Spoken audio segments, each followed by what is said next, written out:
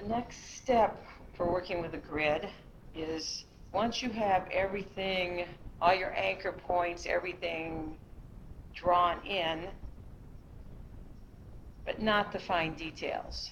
So here at least I know what's going to more or less be in every square on the grid by looking at the squares on this. Now I can go back in more specifically. So here's what I would do next would be I'm going to work on right here. This square corresponds to this one.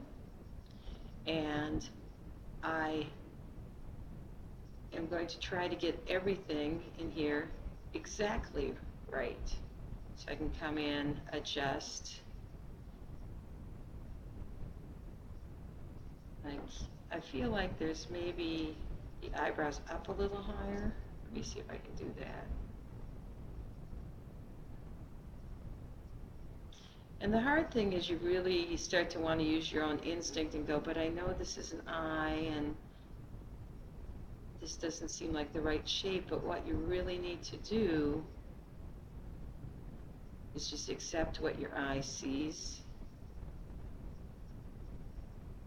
and follow that, as opposed to trying to let your memory go, but this is a face and this doesn't look face-like.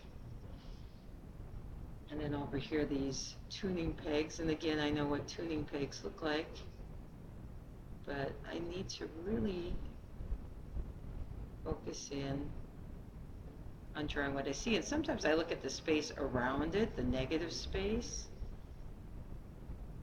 and try to let that guide me more. Sometimes I'm actually more accurate if I look at the negative space. So you can see it's a painstaking process that you're going to go through every section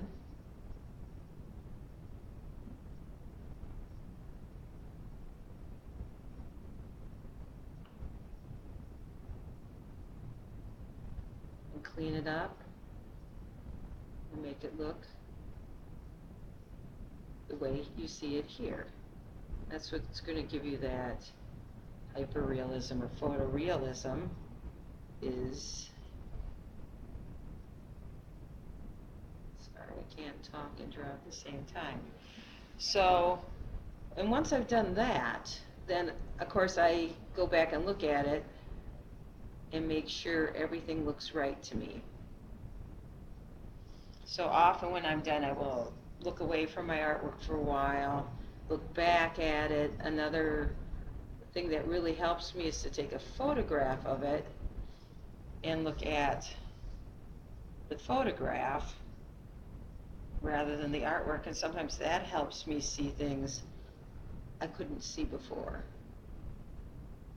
So then when I'm satisfied that my drawing is fine, then the next thing I would do would be, I don't want the grid lines, like I don't think I'd want a grid line right in the middle of Frank's face. Great, his eye looks like he's got a crossed eye. So I would come in once I'm sure I'm done with these, and I would get rid of any grid lines I don't want. So, you know, chances are I don't want one right in the middle of his face, so there's going to be a whole lot of erasing involved there. But I won't do that till I'm sure the drawing is right.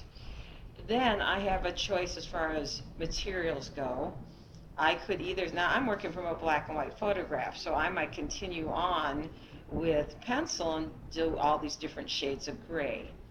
I could also get a color version of this photo. I do have the original one in color, and I could opt to use lights and darks values of the different colors and work with color. So either one would be fine, but what I want to do is my source should be the same as what I'm doing. So if I'm going to do grayscale, I should have a grayscale photo.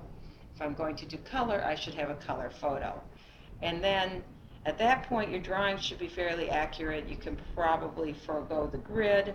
Sometimes I get nervous about completely letting go of the grid, so I will hang on to parts of it that I can. until, even while I'm coloring, until I get to the point where I absolutely have to get rid of it. But eventually you do need to, you don't want people to see that you used a grid.